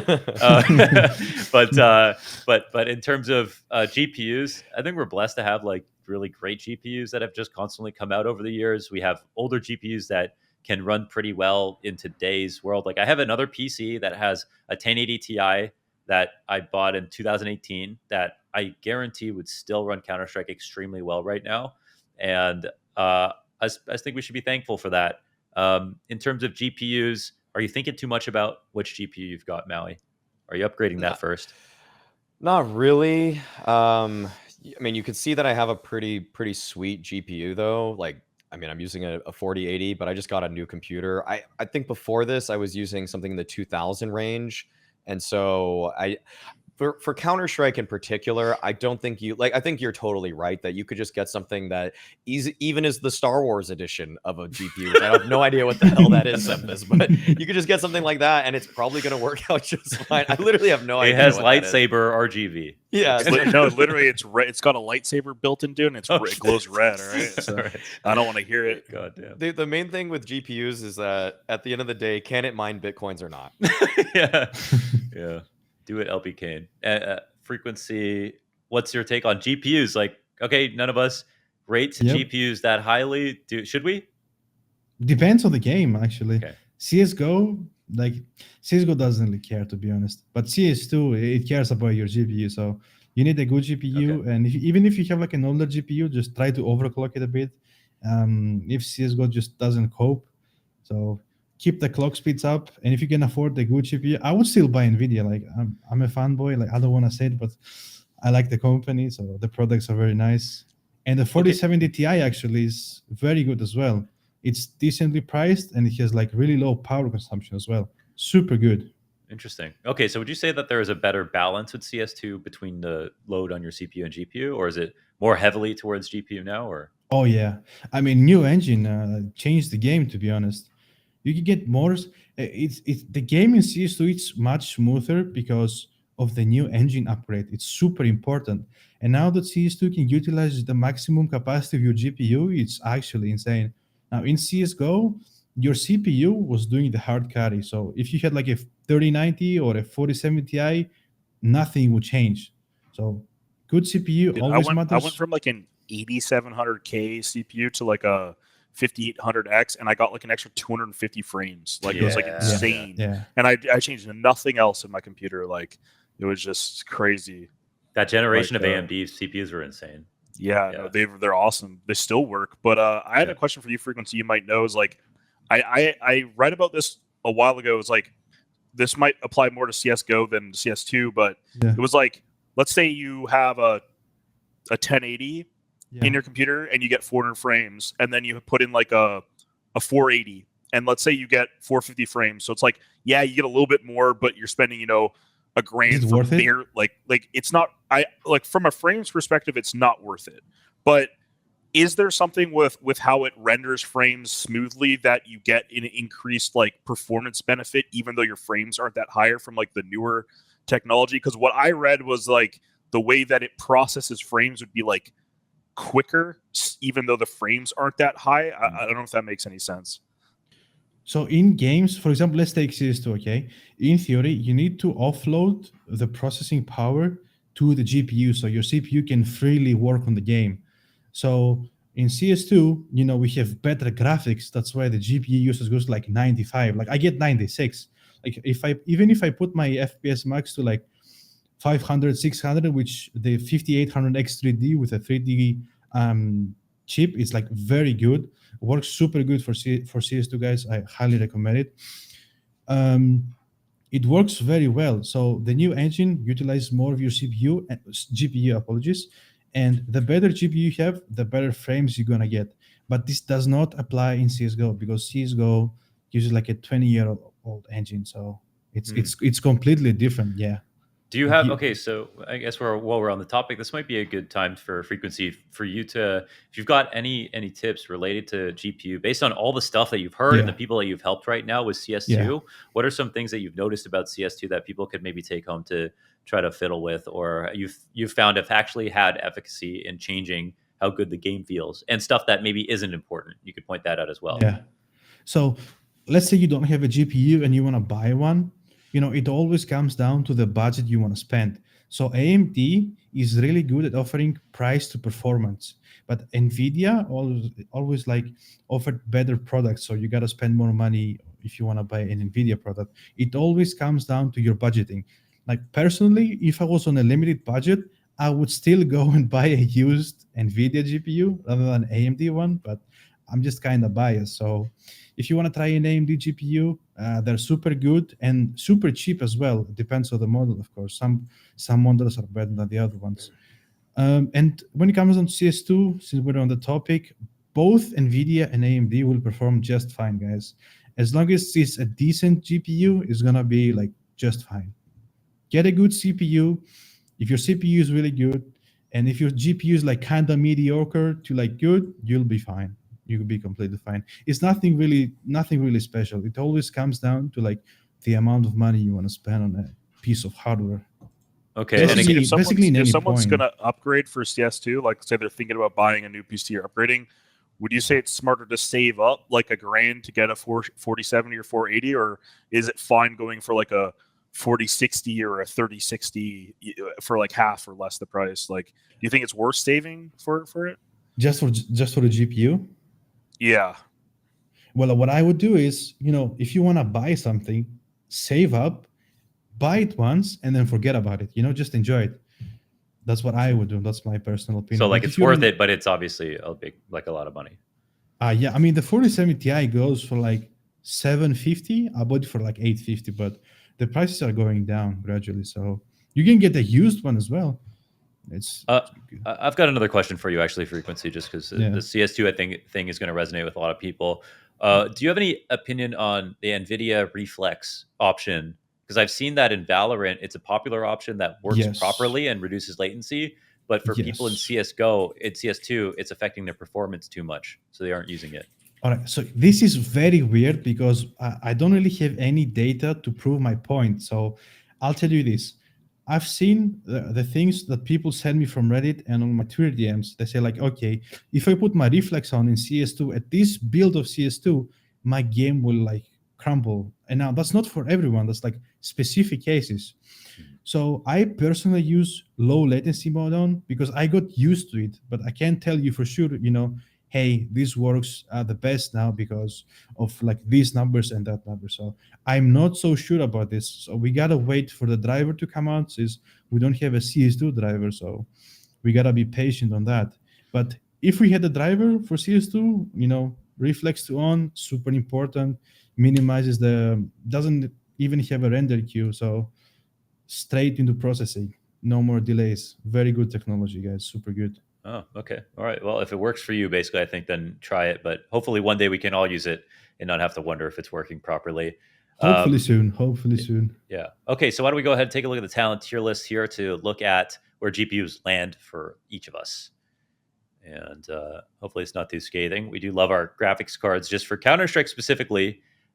They may or may not be that important, but as Frequency mentioned in CS2, it might be time to go for a GPU upgrade and see some benefits from that. Mine was based off of being off CS, like Right, CS:GO. yeah, So yeah. I would have it higher for other games. And Maui has a 4070, so he doesn't care about 4080. GPU. Bowling. Yeah, and I would change mine now based on what Frequency has just said. So, all right, so our last category before we end this off today. It's been a wonderful talk with everybody.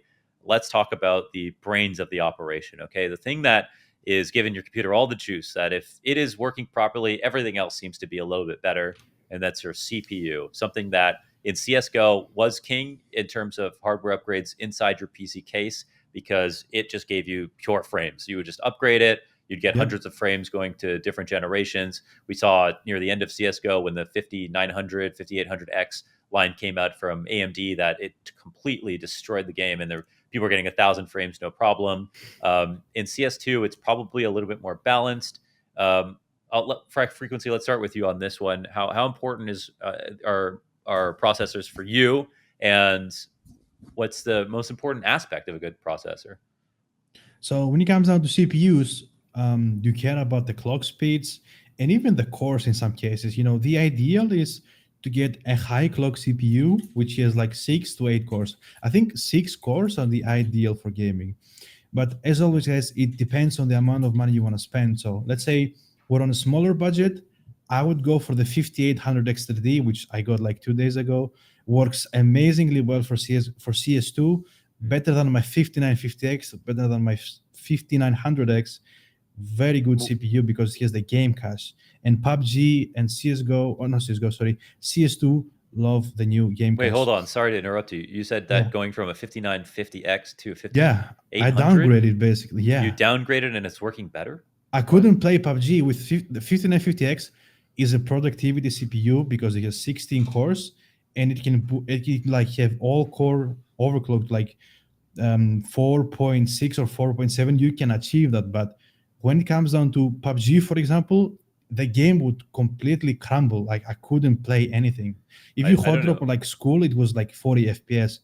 Oh. But then when I got the 5800X3D, as soon as I started hot dropping on this place, it was like 190 FPS, 200, no more like crashes, no more like input lag. Is that because the single core speeds are higher? So it just like because helps? of the game cache, because of the fast cache of the processor, yeah. And I got more FPS in CS2 as well, but I lost 100 in CSGO because you can overclock shader cache in BIOS. I've done that before. It actually can get you more frames. What do you mean in the CPU? Yeah, in the BIOS, you can like overclock your shader cache. You mean the cores? Shadow cache in your, you can change that in your NVIDIA control panel, right? You can do that too, but in your maybe not every BIOS, but I remember I overclocked it before and it gave me a little bit. You mean probably the ring ratio for like the Intel processors. Now, when it comes down to when it comes down to AMD, for example, the 5800 XD, it won't boost that high because it has the 3D cores, the 3D cache cores. Super good CPU. Oh. But in CSGO, I lost like 120 FPS because CSGO likes high clock speeds. You know, the CPU I have now doesn't have like high clock speed, so you know. It's a bit of trade-off, but CSGO is dying, unfortunately. So yeah, tomorrow it's going to die, and we're all going to say our eulogies then. But I don't know what's more surprising about that: the fact that you downgraded from a 5950, or that people still play Depends. PUBG. Well, so here's the thing. Now, the 5950X is a good CPU for like After Effects or Premiere. It plays games, but like PUBG just can't. Man, the game is just trash anyway. But I mean, come on, just keeping it real now. Yeah, Mao, you've got a beefy one actually on the Intel side, and that's is that not just like mine was like a 9700, I think, but I had in 2019, so that number is just looking insane to me right now. What's your performance like in CS2 with that?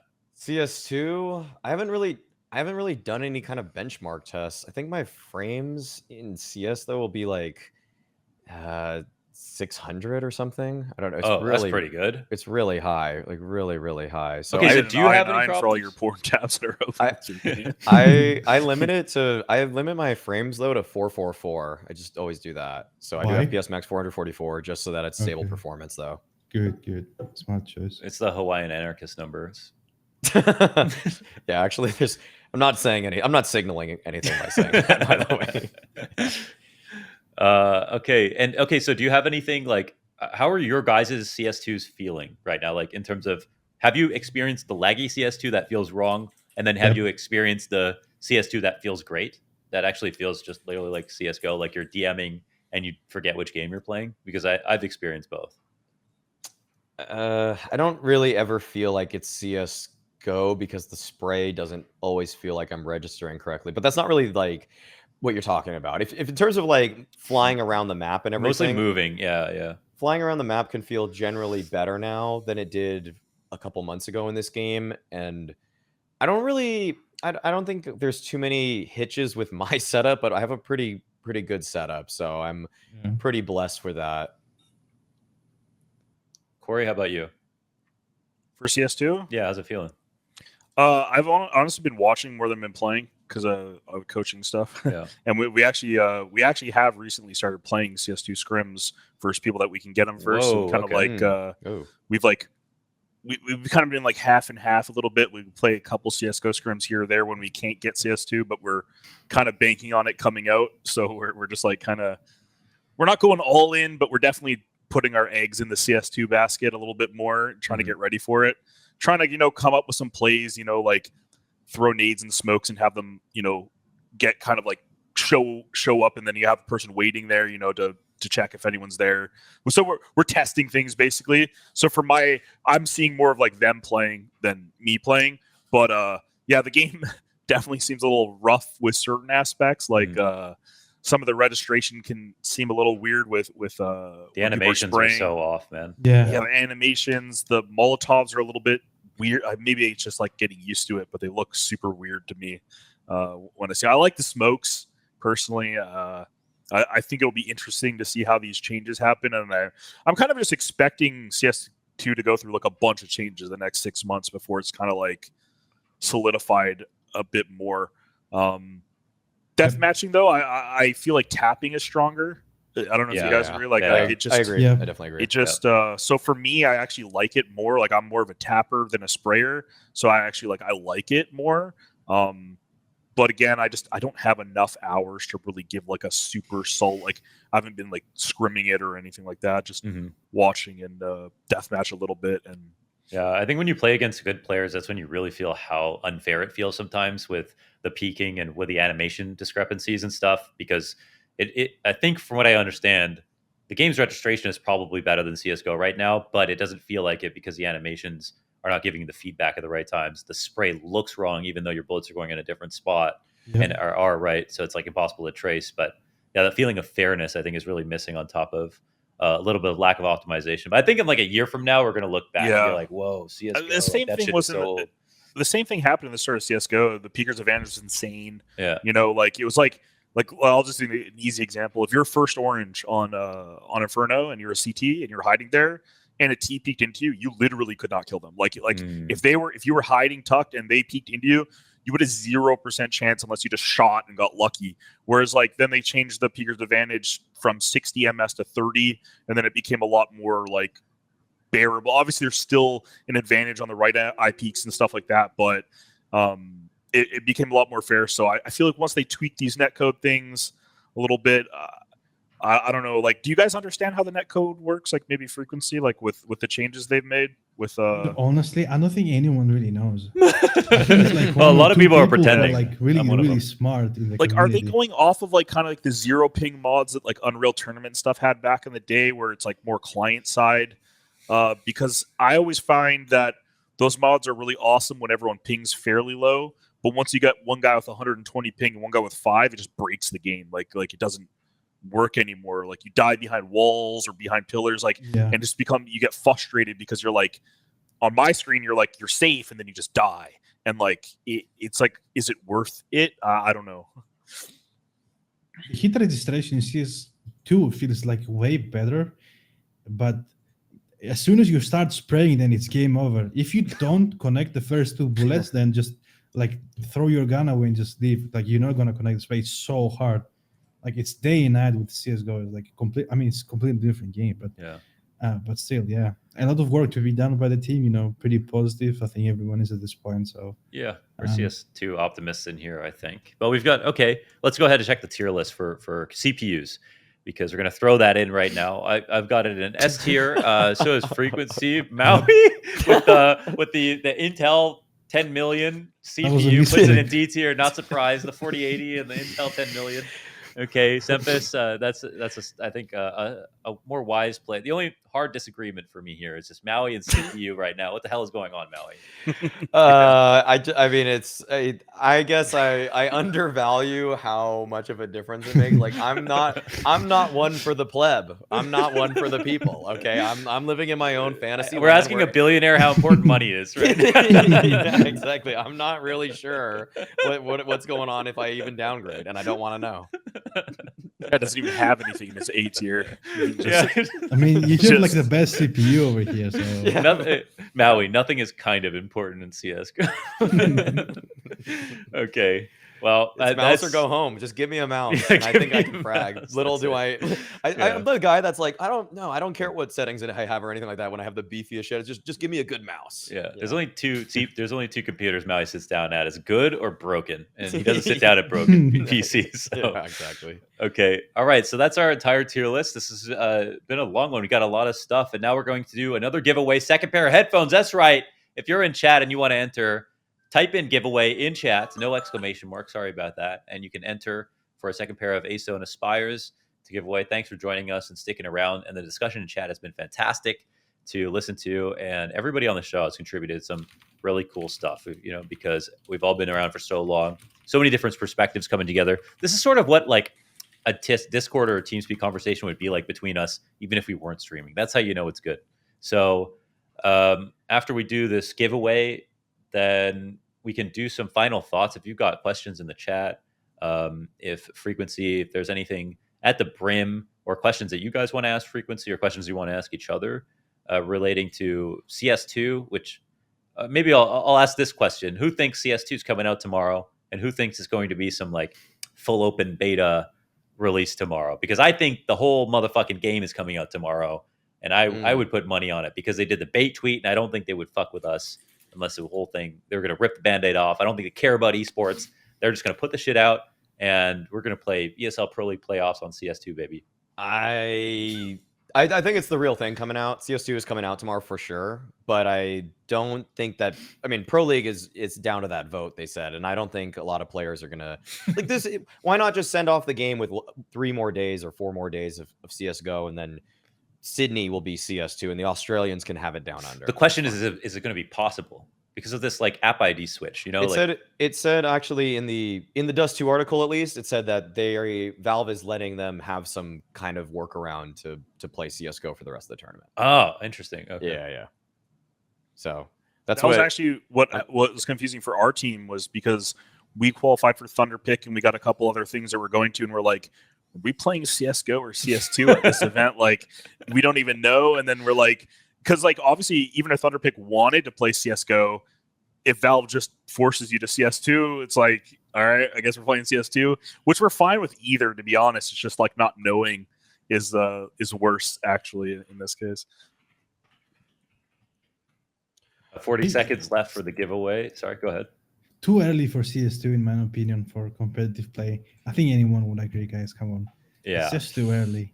Yeah, I mean, you go close to your teammate and then you get thrown into like all sorts of directions. Like it's like rubber banding. It's you have like frame drops. It's like I don't think it's playable at this point for competitive use, of course. Okay, so if each of you get one thing that you can change, you're allowed to say it here, and then Valve have to change it for CS2. What's it going to be, Maui? One change. Oh, okay. Need 1 second for this. What do I want them to change? I can start. Okay, yeah, you start. CL Bob 5. I don't even give a shit about the interb. Just give me Bob 5 back. Oh, yeah. Free Bob. I'm tired of this fucking bouncy spaghetti legs bouncing around view model. Yeah. I don't want this goofiness, man. It feels like I'm playing Source for the first time. Those are some of the worst days of gaming of my life. It made me quit in the first place. So let's free Bob. What would I mean beyond that? Invasive anti-cheat. Okay, done. Oh, okay. Yeah. Give him the That's kernels. hard. That's hard. Give him that man. ring. Give Maui a ring job. zero. Ring zero. Zero, I mean. Yeah. Dude, a good anti-cheat is so important, man. Like honestly, if they want to make matchmaking leaderboards relevant, they gotta do something. I mean, like, okay, actually, I could roll it back. If I could do anything, make this AI anti-cheat that they've been kind of teasing actually Backnet? work. Yeah, whatever the Machine backnet learning thing, one, the yeah. machine learning one that's gonna be able to catch cheaters without being invasive. That's the big. If they can do that, then obviously, if it doesn't need to be invasive, that's even better. So just a god tier anti-cheat. That's what I want. Invade Maui, Valve. Okay, frequency. What Hopefully, is the one change? Hopefully, proper servers. For the love of God, it's time to call it quits with the 60-40 crap.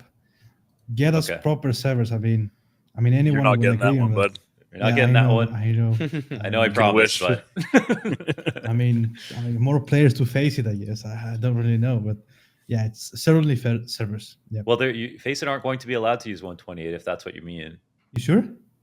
I think they're locking it. They like coded it out of the game. Yeah. They're like, no. I think they locked the architecture, so FACEIT can't use it now. I think they didn't want them to. I think it was as soon as they realized that the smokes do land in different places on different ticks, they instantly locked the architecture for FACEIT as well, so they can't use 128. So they use the same thing as Valve now? Well, they still might have better servers, but they're 64 tick sub tick. Didn't know about this actually. Yeah, I'm not sure if that'll change since the game's not fully released. There's still time, Valve. If you want to change your mind.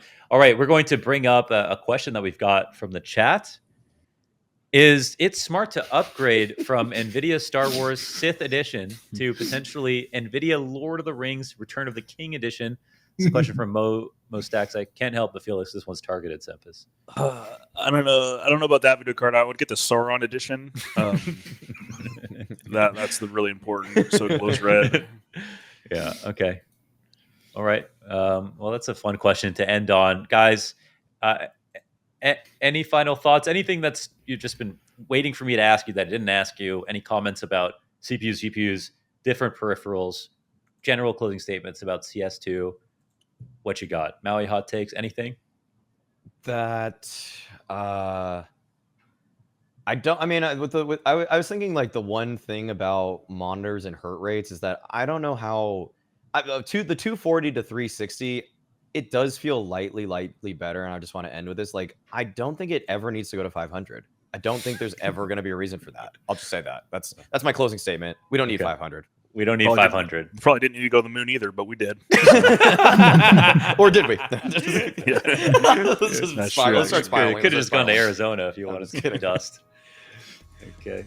Sepis, you got anything? Just like a general thing for people listening to this, that like obviously we hyped up a bunch of good gear and good peripherals, that just because you don't have perfect gear doesn't mean you can't be a good player. You know, like, don't overthink these things. You know, if you can't afford, you're young, you don't have the budget for it, maybe your country, I know different countries can be harder to get newer gear, or they have huge tariffs on video cards and stuff. It can be harder to get those things. Just keep focusing on getting better, and like once you make it to a higher level, those things will be given to you for free a lot of the time, or you'll be helped to get those things. Because I just think so many people, they like to have like a cop out. It's the same with the gym, you know, like people be like, oh, I don't have genetics. It's like, you don't know what the fuck you have until you actually try and commit 100%. So if you're not committing to practicing, death matching, watching demos, you know, watching tournaments, listening to, you know, YouTube videos of Kerrigan and stuff, and you're not doing all of the things that you should be doing, and you think that, you know, upgrading your mouse is the key, that's incorrect. So just make sure that you're doing everything right, and when you can upgrade, do it. But, you know, there's a lot of good players that have been, you know, top players with not perfect gear, with lower frames or old EC2As, or, you know, mouse pads that are 10 years old. Yeah, so I'll just add on to that super quick. Like, I mean, I got to ESCA intermediate with a laptop that was getting 80 frames per second, and I was playing over the last couple of years, still maintaining level 10 FACEIT with a laptop. Like, it's not like you can still be really good without having the computer that I have now.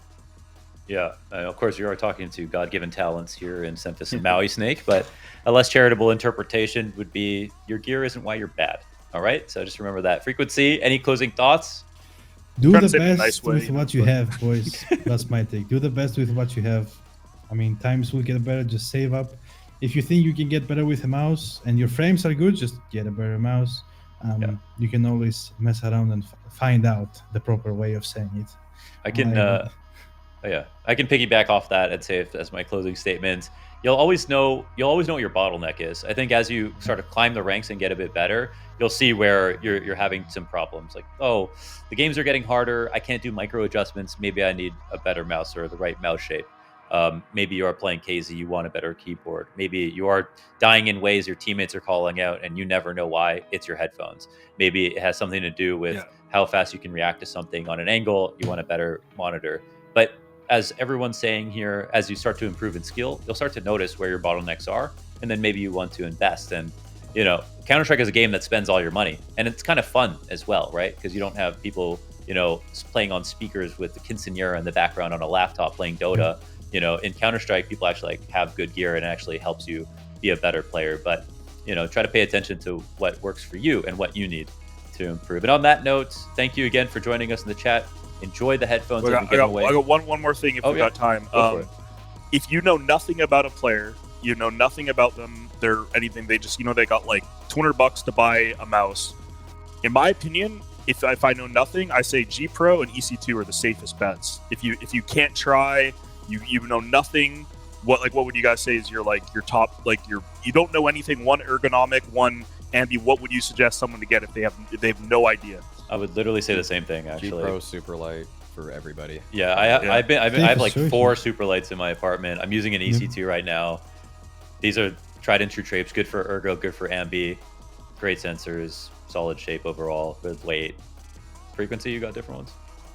I have plenty of Logitech mice, but as soon as I started playing with the one, I got hooked to it. So I didn't want to spend any more money into like fiddling with more like different mice brands or shapes.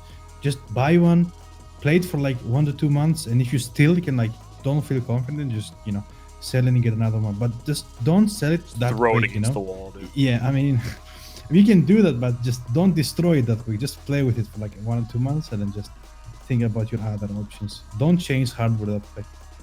Okay. All right. Well, thanks everybody for watching, and remember, you always have enough money for a Deagle. Take care, everybody. That's true.